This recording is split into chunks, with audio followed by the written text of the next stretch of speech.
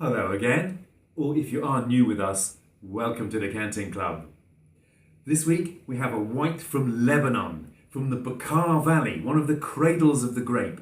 They've been making wine there for thousands of years, and there's an ancient and famous temple of Bacchus built by the Romans to prove it. Lebanese wine was praised in the Old Testament, and the ancient Egyptians loved it so much that they were buried with it. However, centuries of Ottoman rule put rather a stop to that, and the modern Lebanese wine industry dates really from 1857, when this winery, Château Ksara, was founded by French missionaries.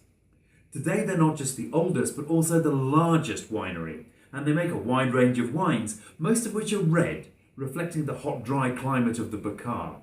This is one of their rare whites, the Blanc de l'Observatoire, but I think it's most interesting for its fascinating blend of grapes. This is 30% Observatory, which is native to Lebanon, found nowhere else, 30% Muscat, 30% Claret, and just 10% Sauvignon Blanc. Oh, that nose is astounding. Orange blossom and wildflowers soaring up out of the glass at you. Tangerine too, and some tropical fruits, papaya and pineapple, and a waft of sweet allspice.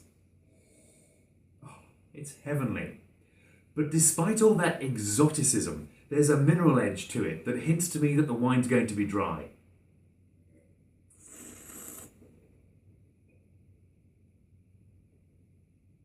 And it is, with fresher acidity than I was expecting.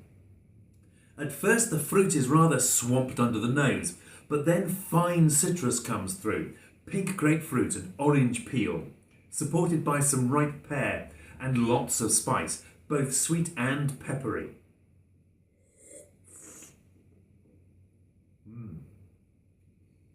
Yeah, it's more full-bodied than I thought at first too. It puts on weight in the mouth and rounds out nicely. The spiciness and the pithy quality are particularly apparent on the finish, with lots of white pepper and grapefruit pith. Quite a textured quality to the finish, quite stony. Feel it in your mouth. And there's a hint of bitterness there too, but that just reins in the exuberant fruit and makes the wine more food-friendly. Of that blend of grapes, it's clearly the Muscat in the driving seat here, contributing that astonishing nose, with the other varieties playing supporting roles, but very necessary ones, because pure varietal Muscat made dry rarely works. It doesn't tend to have the body to match its astonishing perfume, the acidity can be a bit low, and that bitter quality we detected on the finish can become dominant. So in fact, Muscat ought to be made sweet, and some of the greatest sweet wines in the world are made from it. But in this blend, the Claret has contributed crisp acidity to keep things fresh, while the Observatory has rounded out the palate and given it some heft to stand up to that amazing nose.